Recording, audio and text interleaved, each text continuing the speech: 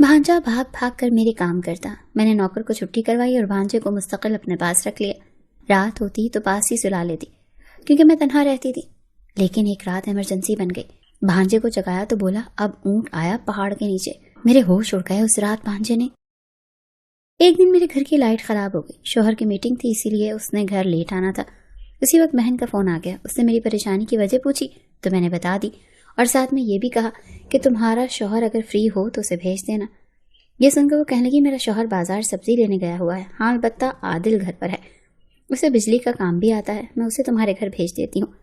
میری بہن نے اپنے بڑے بیٹے کا نام لیا تو میں نے اسے فوراً کہہ دیا ہاں پلیز عادل کو بھیج دو, ابھی میں نے کھانا بنانا ہے اور گھر میں بہت اندھیرا ہے.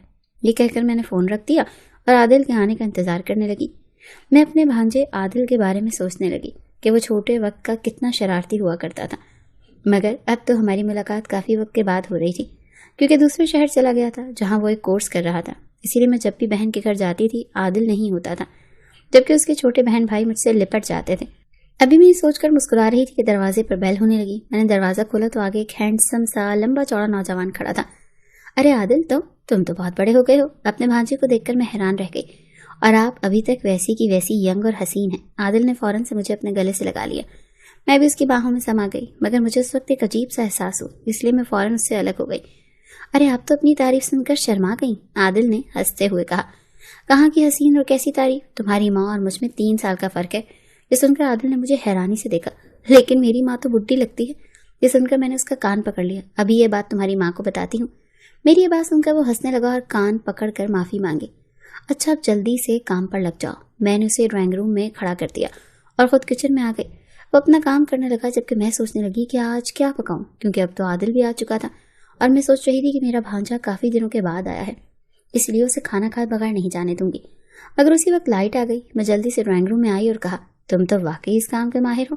میں نے اسے شاباشی دی. اسی وقت لائٹ چلی گئی اور گھپ اندھیرا ہو گیا. میں کچن میں بھی نہیں جا سکتی تھی جہاں ایمرجنسی لائٹ چل رہی تھی, اسی لیے میں دوبارہ لائٹ ٹھیک ہونے کا انتظار کرنے لگی.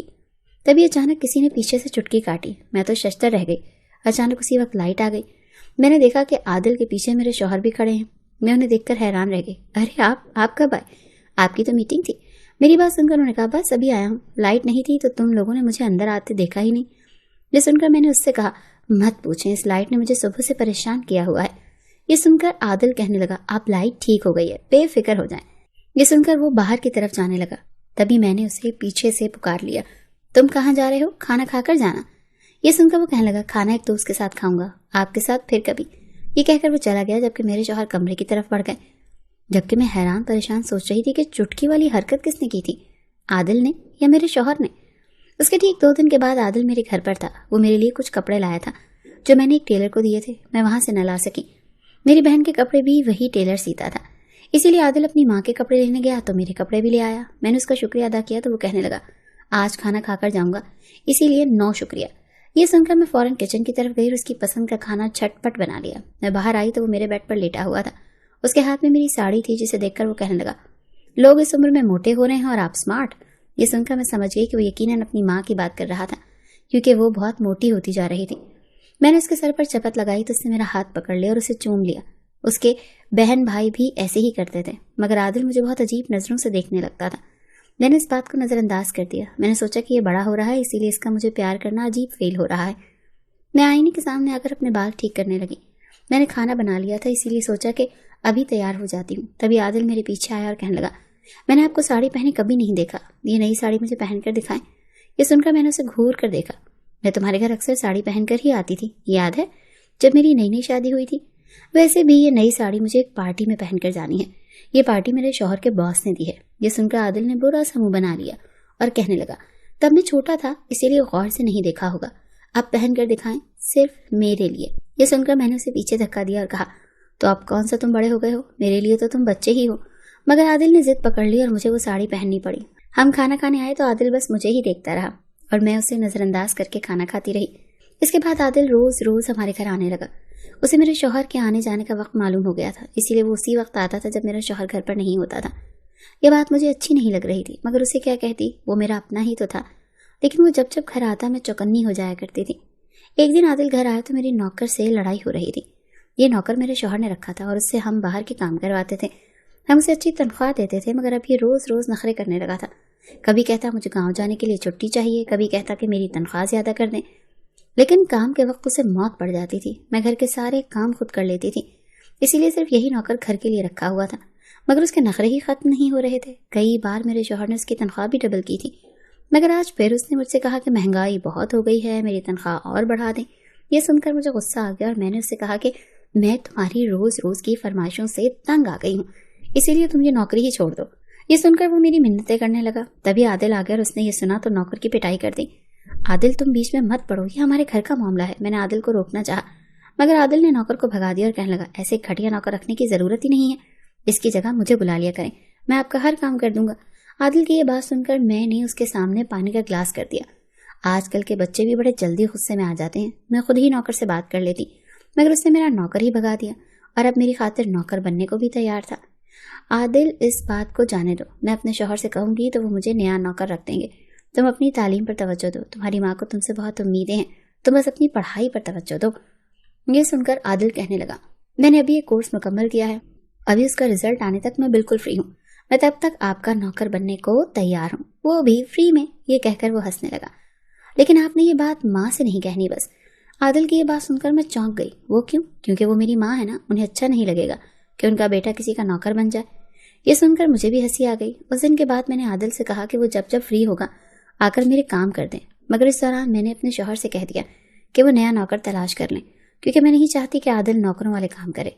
मगर शायद ये बात मेरे शौहर को भूल गई थी, या शायद उसे भी अभी तक नौकर नहीं मिला था, तभी वो कई दिनों तक नौकर नहीं आया और आदिल बेचारा ही काम करता रहा। एक दिन मैं फ्री थी तो सोचा कि बहन के घर चली जाती हूँ। वहाँ गई तो उसके दोनों बच्चे मुझे देखकर खुश हो गए, लेकिन आदिल घर पर नहीं था। मैंने बहन से पूछा तो कहने लगी आदिल घर पर नहीं है, पता नहीं सारा दिन कहाँ आवारा फिरता रहता है। कोर्स मुकम्मल कर लिया है तो खुद को पढ़ाई से मुकम्मल आज़ाद समझ लिया है। मैंने शौहर से कल भी कहा था कि लड़के का पता करें, ये सारा दिन कहाँ छुपा रहता है। ये सुनकर मुझे हैरानी हुई। तुम्हें आदिल ने कुछ नहीं बताया? ये सुनकर मेरी बहन भी चौंक गई। क्या मतलब, क्या नहीं बताया? ये सुनकर मैंने उसे बताया कि आजकल आदिल मेरे घर ही होता है। ये सुनकर वो चौंक गई। अच्छा, मुझे ये बात आदिल ने नहीं बताई और ना तुमने मुझे कॉल करके बताई। ये सुनकर मैंने बहन से कहा कि मुझे लगा था कि ये बात तुम्हें आदिल ने बताई होगी और मैं भी तो आज तुम्हारे घर आई हूँ। ये सुनकर मेरी बहन पुरसुकून हो गई और कहने लगी अच्छा है, मैं तो आदिल की वजह से बहुत परेशान थी। शौहर मेरा काम के सिलसिले में बिजी रहता है और मुझे इस मोटापे ने तंग कर रखा है, वरना तुम्हारे घर आती तो ये बात मुझे पता चल ही जाती। खैर ये भी ठीक है कि वो आवारा दोस्तों के साथ फिरने के बजाय अपनी खाला के घर चला जाता है, तुम जरा उसका ख्याल रखा करो। मेरी बहन मुतमईन हुई तो मैं उसे कहने लगी अपना ख्याल रखा करो, तुम्हारा वजन बहुत बढ़ रहा है। उस दिन मैं बहन के घर से खाना खाकर आई, मगर जब तक मैं वहां रही आदिल घर नहीं आया। मैं घर वापस आई तो शौहर को कॉल की, उसने कहा मैं घर देर से आऊंगा। ये सुनकर मैं पुरसुकून हो गई, मगर मैं जैसे ही अपने कमरे में आई हैरान रह गई। सामने मेरे बेड पर आदिल सो रहा था, वो गहरी नींद में था, इसीलिए मैंने उसे नहीं जगाया। इधर मेरी बहन का मैसेज आया कि अभी तक आदिल घर नहीं आया। मैंने आदिल की तस्वीर बनाई और बहन को व्हाट्सएप कर दी। ये देखकर मेरी बहन कहने लगी ये आदिल को क्या होता जा रहा है, आजकल वो तुम्हारे घर कुछ ज्यादा चक्कर नहीं लगा रहा? ये सुनकर मैंने उसे कहा कि आदिल अब बड़ा हो रहा है, इसीलिए तब्दीली चाहता है, तुम बेफिक्र रहो, मैं इसका ख्याल रखूंगी। ये सुनकर मेरी बहन तो बेफिक्र हो गई, मगर मैं बेचैन थी कि शौहर आएगा तो उसे क्या जवाब दूंगी। ये सोच सोच कर मैं परेशान हो गई। उसी वक्त शौहर की कॉल आ गई और उसने मुझसे कहा कि मैं एक ज़रूरी काम के सिलसिले में शहर से बाहर जा रहा हूँ, दरवाज़ा लॉक करके सो जाओ। ये सुनकर मैं मुतमईन हो गई। ऐसा पहले भी कई बार हुआ था, इसीलिए मैं पहले भी घर में अकेली रह चुकी थी, लेकिन आज तो घर पर आदिल भी मौजूद था, इसीलिए मैं मुतमईन होकर दूसरे कमरे में आ गई और मुझे नींद आ गई। मैं सुबह जागी तो आदिल के कमरे में झांका, वो अभी तक सो रहा था। मैंने उसे हाथ लगाया तो चौंक गई, क्योंकि उसे बहुत तेज बुखार था। मैंने उसे नींद से जगाया तो उसने मुझसे कहा कि मेरे सर में बहुत दर्द है। मैंने डॉक्टर को कॉल की और इसलिए चाय बनाकर लेकर आई। मैं आदिल का सर दबाने लगी। मुझे आप बहुत अच्छी लगती हैं, मेरा दिल करता है मैं हमेशा आपके पास रहूं। आदिल बेहोशी में अजीब व गरीब बोल रहा था। ये मेरी बहन का बेटा था। मैंने उसका माथा चूम लिया। खुदा ने मेरी झोली खाली रखी थी, लेकिन मेरी बहन की झोली बच्चों से भरती थी। इन बच्चों को मैं अपनी औलाद ही समझती थी, इसीलिए आदिल को बुखार में देखकर मैं तड़प गई थी। डॉक्टर आया तो उसने आदिल को दवाई दी और वो शाम तक लेटा रहा। इस दौरान मैंने अपनी बहन को ये बात बताई तो वो फौरन मेरे घर आ गई। आदिल कुछ देर पहले मुझसे बातें कर रहा था, मगर माँ को देखकर उसने अपनी आंखें बंद कर लीं और सो गया। उसकी माँ ने कहा कि आदिल अब घर चलो, तुम्हारे बाप को भी तुम्हारी फिक्र हो रही है, मगर आदिल ने कोई जवाब नहीं दिया। मेरी बहन का चेहरा बुझ गया, इसीलिए मैंने उसे कहा कि आदिल सो गया है, जागेगा तो मैं खुद इसे लेकर घर छोड़ाऊंगी। یہ سن کر میری بہن چلی گئی۔ مجھے ایسا لگ رہا تھا کہ دونوں ماں بیٹے کے بیچ کچھ چل رہا ہے، مگر میری بہن یہ بات مجھے نہیں بتا رہی۔ مجھے اس بات پر حیرت ہو رہی تھی۔ ماں کے جاتے ہی عادل نے اپنی آنکھیں کھول دی اور مجھ سے کہا، میرا سر دبا دیں۔ میں نے اس کا سر اپنی گود میں رکھ دیا۔ عادل، تم نے اپنی ماں کو دیکھ کر آنکھیں کیوں بند کر لیں؟ یہ سن کر عادل کچھ دیر تو خاموش رہا۔ میں نے اصرار کیا تو کہنے لگا، ماں مجھ سے خوش نہیں ہے، اسے لگتا ہے کہ میں جوں بڑا ہوتا جا رہا ہوں بدتمیز ہوتا جا رہا ہوں۔ وہ ابو کے سامنے میری بے عزتی کرتی ہیں، اسی لیے میں گھر ہی نہیں جانا چاہتا ہوں۔ عادل کی یہ بات سن کر میں چونک گئی۔ میری بہن تو بہت اچھی اور پڑھی لکھی ماں تھی، وہ یہ بات جانتی تھی کہ بچوں کے ساتھ کیسا برتاؤ کرنا تھا، مگر عادل تو کوئی اور ہی اسٹوری سنا رہا تھا۔ اسی لیے میں نے عادل سے کہا کہ وہ تمہاری ماں ہے، اس لیے تمہاری پرواہ کرتی ہے اور چاہتی ہے کہ تم اپنا قیمتی وقت ضائع مت کرو۔ یہ سن کر عادل نے برا سا منہ بنا لیا اور کہنے لگا، ہاں، دوسروں کے سامنے میری بے عزتی کر کے انہیں لگتا ہے کہ وہ میری پرواہ کرتی ہیں۔ عادل کی یہ بات سن کر میں سمجھ گئی کہ دونوں ماں بیٹے کے بیچ میں کوئی غلط فہمی ہو گئی تھی۔ میں نے سوچا مجھے ان دونوں کے آمنے سامنے بیٹھ کر بات کرنی چاہیے تھی، کیونکہ عادل ابھی بچہ تھا، وہ بگڑ سکتا تھا۔ لیکن مجھے یہ بات کرنے کا موقع نہ مل سکا، کیونکہ اگلے دن عادل تو چلا گیا مگر میرا شوہر آ گیا تو کہنے لگا، مجھے کچھ ہفتوں کے لیے شہر سے باہر جانا تھا، تم چاہو تو اپنی بہن کے گھر جا کر رہ سکتی ہو۔ یہ سن کر میں اداس ہو گئی، ان سے کہا کہ آج کل تم کچھ زیادہ ہی مصروف ہو گئے ہو، مجھے بالکل وقت نہیں دے رہے۔ یہ سن کر میرے شوہر نے کہا، یہ کچھ دنوں کی بات ہے، اس کے بعد تمہارے لیے ایک سرپرائز ہے۔ میں نے اسے پوچھنے کی بہت کوشش کی مگر اس نے مجھے نہیں بتایا اور چلا گیا۔ اس کے جانے کے بعد میں سوچنے لگی کہ میں کچھ دن کے لیے اپنی بہن کے گھر چلی جاتی ہوں، وہیں پر اس سے بات بھی کر لوں گی۔ مگر عادل گھر پر آ گیا اور کہنے لگا کہ جب تک آپ کے شوہر واپس نہیں آ جاتے میں تب تک آپ کے پاس رہوں گا۔ یہ سن کر میں نے اسے منع کرنا چاہا مگر میں جانتی تھی کہ وہ بہت ضدی تھا، یہ بات نہیں مانے گا، اسی لیے میں چپ ہو گئی اور سوچا کہ عادل کچھ دن بعد خود ہی چلا جائے گا، تب میں اپنی بہن کے گھر چلی جاؤں گی۔ مگر عادل میرے بہت قریب آ چکا تھا، اسے میرے گھر رہنا اچھا لگتا تھا، وہ بھاگ بھاگ کر میرے گھر کام کرنے آتا تھا، میں جو بھی کام کہتی وہ فوراً کر دیتا تھا، مگر جب بھی ماں کا ذکر آتا تھا وہ بد مزہ سا ہو جاتا تھا۔ اس دن بھی میری بہن کی کال آئی تو وہ عادل سے بات کرنا چاہتی تھی، مگر عادل نے مجھے دور سے ہی اشارہ کر دیا اور کہا کہ ماں سے کہہ دیں کہ میں یہاں نہیں ہوں بلکہ کسی دوست کے گھر ہوں۔ میں نے اس کی خاطر اپنی بہن سے یہ جھوٹ بول دیا۔ وہ خوش ہو گیا اور میرے گلے سے لگ گیا، کہنے لگا، آپ بہت اچھی خوشبو لگاتی ہیں۔ یہ سن کر میں نے اسے کہا، میں اسے یہ گفٹ کر دوں گی۔ یہ سن کر اس نے مجھ سے کہا، مجھے آپ بھی بہت اچھی لگتی ہیں، کاش آپ بھی میری ہو جاتی۔ یہ سن کر میں چونک گئی اور عادل کو خود سے الگ کر دیا۔ آج اس نے بہت عجیب بات کر دی تھی۔ میں کچن میں آ گئی اور کھانا بنانے لگی۔ اس دوران عادل کے دوست کا فون آ گیا اور وہ کہنے لگا کہ مجھے اپنے دوست کے ساتھ کہیں جانا ہے، میں شام تک گھر آ جاؤں گا، تب ہم دونوں ایک مووی دیکھیں گے۔ میں چپ کھڑی رہی۔ وہ جو ہی گھر سے نکلا میں اپنی بہن کے گھر آ گئی اور اسے عادل کی عجیب و غریب حرکتوں کے بارے میں سب بتا دیا۔ میں نے اس سے کہا کہ تم عادل کی ماں ہو، اسی لیے تمہیں یہ سب سن کر بہت برا لگے گا، مگر میں یہ سب کافی وقت سے نوٹ کر رہی تھی، مگر آج بتانے کا حوصلہ کر ہی لیا۔ یہ سن کر میری بہن کہنے لگی، میں عادل کی ماں نہیں ہوں۔ یہ سن کر میری آنکھیں پھٹی کی پھٹی رہ گئی۔ یہ تم کیا کہہ رہی ہو؟ میرے پوچھنے پر وہ کہنے لگی، ہاں یہ سچ ہے، عادل میرا بیٹا نہیں ہے اور نہ ہی تمہارا بھانجا ہے۔ تمہیں یاد ہے جب میں شادی کے بعد ہنی مون منانے شمالی علاقہ جات میں گئی تھی؟ یہ سن کر مجھے سب کچھ یاد آ گیا۔ میں نے اسے جلدی کہا، ہاں مجھے یاد ہے، لیکن اس کا عادل کے ساتھ کیا تعلق؟ یہ سن کر وہ کہنے لگی، دراصل عادل ہمیں وہیں ملا تھا، اس کی ماں ایک حادثے میں مر چکی تھی اور یہ سڑک پر پڑا رو رہا تھا۔ اسے دیکھ کر میں رک گئی اور اپنے سینے سے لگا لیا۔ ہم اسے اپنے ہوٹل لے آئے اور ہم نے فیصلہ کیا کہ ہم اسے پالیں گے، مگر میرے شوہر نے کہا کہ اگر ہم اسے ابھی واپس گھر لے گئے تو یہ میرا اپنا بیٹا نہیں کہلائے گا، جب یہ بڑا ہوگا تو لوگ اسے بتا دیں گے کہ یہ ہمارا بیٹا نہیں تھا بلکہ ہم نے اسے سڑک سے اٹھایا تھا۔ یہ سن کر میں چونک گئی اور شوہر سے پوچھا کہ ہمیں کیا کرنا چاہیے تھا۔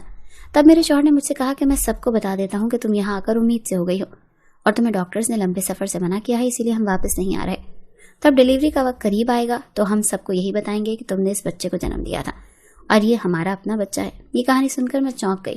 مجھے یاد ہے تم نے یہ بات مجھے بھی ایسے ہی کہی تھی، مگر میں تمہاری بہن تھی، تم مجھے تو سچ بتا سکتی تھی۔